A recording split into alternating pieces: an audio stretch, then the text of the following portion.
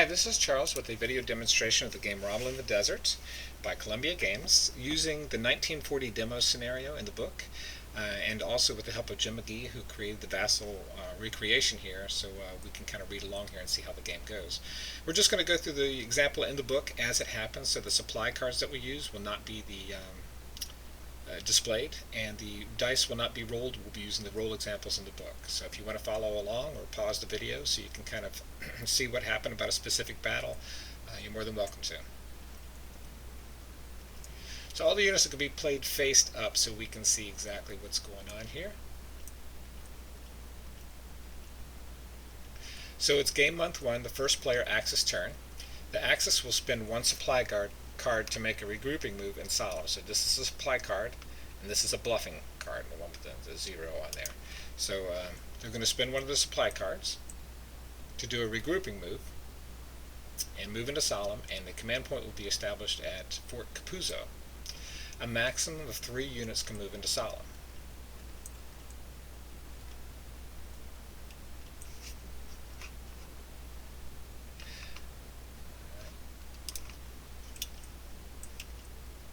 The Allied player now has the option to refuse battle, and he retreats his only unit using a withdrawal move. The Allies move him to Sidi Barani. Moving him along a highway towards the supply base makes this legal. The unit is now disrupted and must take pursuit fire. But since the retreating Allied unit is a mechanized unit and it's faster than any one of the attacking units, there is no pursuit fire. The Allied unit is now disrupted and placed face down for the whole enemy turn. Since there is no battle, the Axis end their turn. It's now game month 1, the first Allied turn. The Allied first turn, they choose to pass and they save their supply cards. Game month 1, second Axis turn.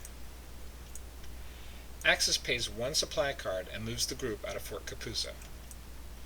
2 units move to Buck to attack, the maximum allowed through a single hex side.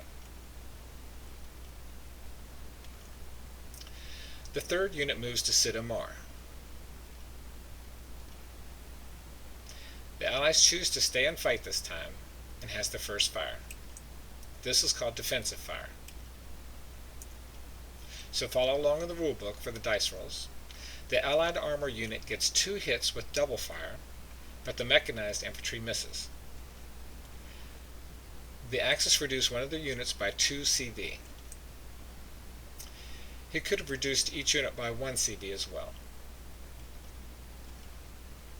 Now the Axis player fires both infantry units, scoring only 1 hit. The Allied player reduces the mechantry infantry unit by 1. Again, you can subtract or add steps by right-clicking in Vassal to make the selection there, but we're in the video here. This ends the combat phase. Game month 1, second Allied turn. Now that disrupted unit may be flipped back and is now recovered. The Allies choose to save supply cards, again, but he's permitted a withdrawal move on a pass turn, and does this without paying any supply cards. The Allies make a regroup move using Buck as a command point and moves the 2 units in Buck, and also the recon unit in Sofafi.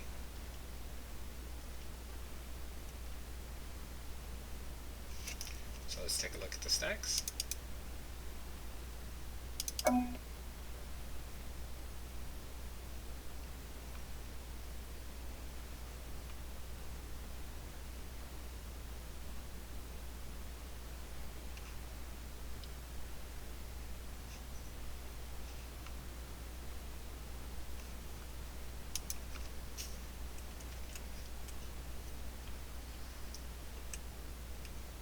The 2 units that moved out of Buck are now disrupted as they move out of battle. They're also faster than the Axis, so there is no pursuit fire. This ends the Allies' turn. Game month 1, third Axis turn. The Axis plays 2 supply cards for an offensive turn. This allows 2 group moves and 1 combat. The 2 units move out of Solemn and attack Sid Barani. The last unit in Solemn moves into Sid Omar and will serve as supply duty. The 3 units that were in Sidamar will now move east towards Safafi. The infantry unit must make a force march roll to make it to Safafi after his movement. This is done with a roll of the dice. Rolling a 4, 5, or 6 is a successful force march.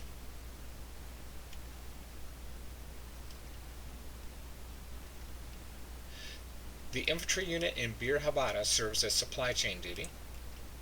The Allies withdraw the mech unit and send him to Mursa Matra.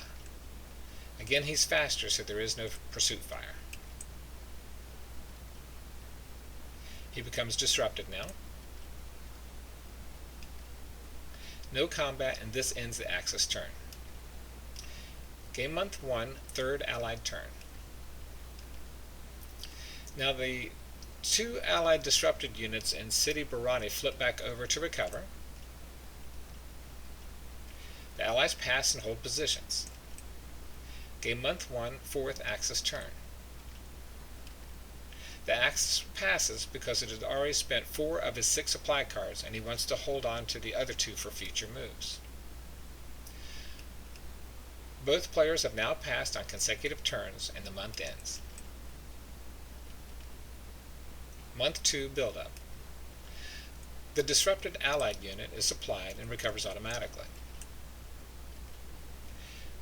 The scenario has 2 players roll 1 die for their build-up. Other scenarios use 2 dice each. So the Allies roll a 4 and the Axis roll a 5, so both players get 9 build-up points. The Allies rolled lower in this turn, allowing him to spend his points first. On month 2, the Allies get 2 reinforcements.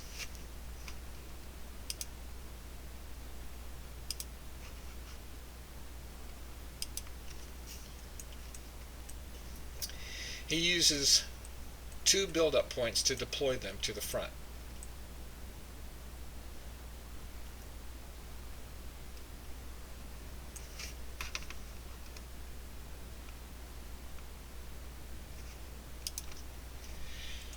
He also uses 1 build-up point to send his damaged infantry back to the base. Rebuilding that damaged unit costs 2 BP for each step. Then for 1 BP, he sends them back to Mersa Matra. The Allies save the remaining 3 build-up points. Now the Axis spends his build-up points. The Axis redeploys his damaged infantry unit at Bukbuk to Bardia for 1 build-up point. Because there is a seaport, he moves that unit by sea to his base for 1 build-up point. He then uses 2 build-up points to replace that infantry unit.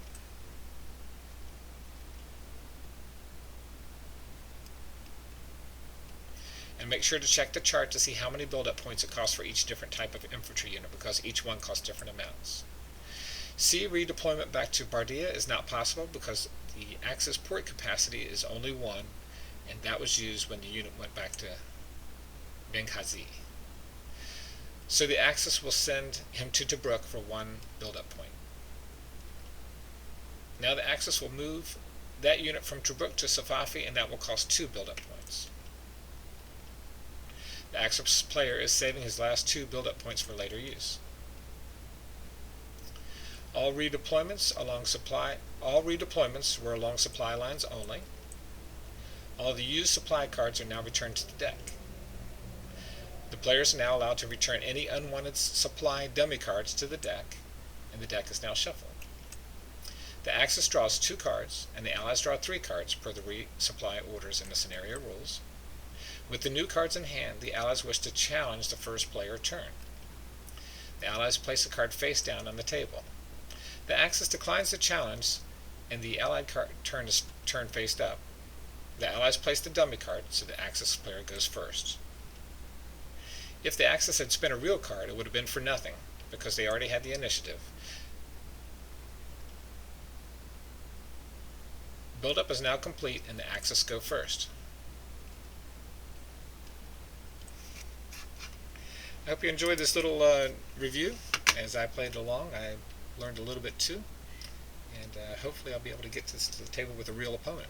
There's a lot of bluffing mechanics in this game. As you draw out these supply cards, they're used to challenge each other. You know, as you saw in the initiative example there, you can play out a dummy card, and the German player doesn't know what he played, so he could challenge him with an or a real card, and that takes away from his ability to do things in the game.